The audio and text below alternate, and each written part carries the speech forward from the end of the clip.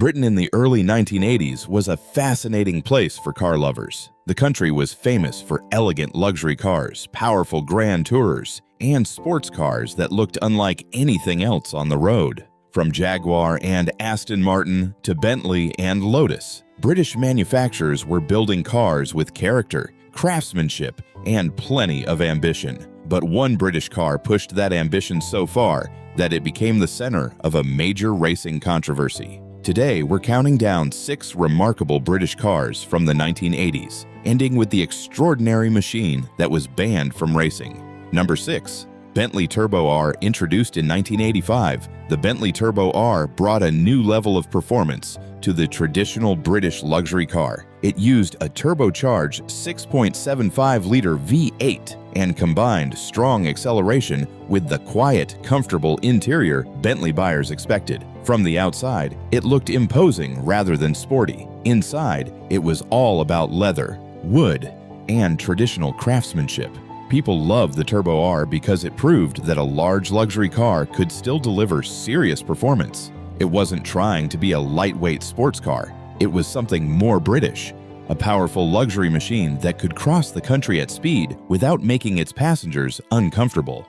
Number 5. Aston Martin V8 Vantage. The Aston Martin V8 Vantage represented the traditional British performance car philosophy. Its muscular body, wide stance, and large V8 engine gave it an unmistakable presence. The car wasn't designed to be delicate. It looked powerful, sounded powerful, and carried the image of an old-school British grand tourer. For enthusiasts, the V8 Vantage was especially appealing because it combined performance with the handmade character associated with Aston Martin. It was the kind of car that could make a quiet British road feel like a private racetrack. Number 4. Jaguar XJ-S. The Jaguar XJ-S arrived in 1975, but it became an important part of Jaguar's story throughout the 1980s. Its long bonnet, low roofline, and distinctive rear design gave it a look unlike most other grand tourers. The early cars were available with Jaguar's famous V12, giving the XJ-S smooth and effortless performance. But the real attraction was its character. The XJ-S wasn't just about going quickly, it was about traveling quickly in comfort. For many owners, that combination of elegance, power, and long-distance ability made it one of the defining British grand tourers of its generation. Number 3. Lotus Esprit Turbo. Then there was the Lotus Esprit. Compared with a Bentley or Aston Martin, it seemed to come from another world. Its sharp, wedge-shaped body, low stance, and futuristic design made it look like a concept car that had somehow escaped onto the road. The turbo version added even more performance, while keeping the Lotus philosophy of relatively low weight and sharp handling. That was what made the Esprit special. Lotus didn't believe that a sports car needed an enormous engine and huge amounts of weight. Instead, it focused on handling, balance, and efficiency.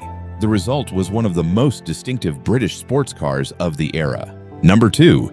Jaguar XJ220. The Jaguar XJ220 became one of Britain's most famous supercar stories. It began as a dramatic concept and eventually became a production car built around extraordinary performance. The final version used a twin-turbocharged 3.5-liter V6 and had the kind of performance that placed it among the world's fastest road cars of its time. But the XJ220 story was complicated. The production car differed significantly from the original concept, and the project became surrounded by controversy and changing expectations. Even so, the XJ220 remains an important part of British performance car history. It showed that Britain was still capable of dreaming on a supercar scale. And then we reach number 1, Lotus 88. This is where our story leaves the road and enters Formula One. In 1981, Lotus developed the radical Lotus 88. Its engineers were trying to solve a difficult problem. They wanted to improve aerodynamic performance while working within Formula One's increasingly strict rules.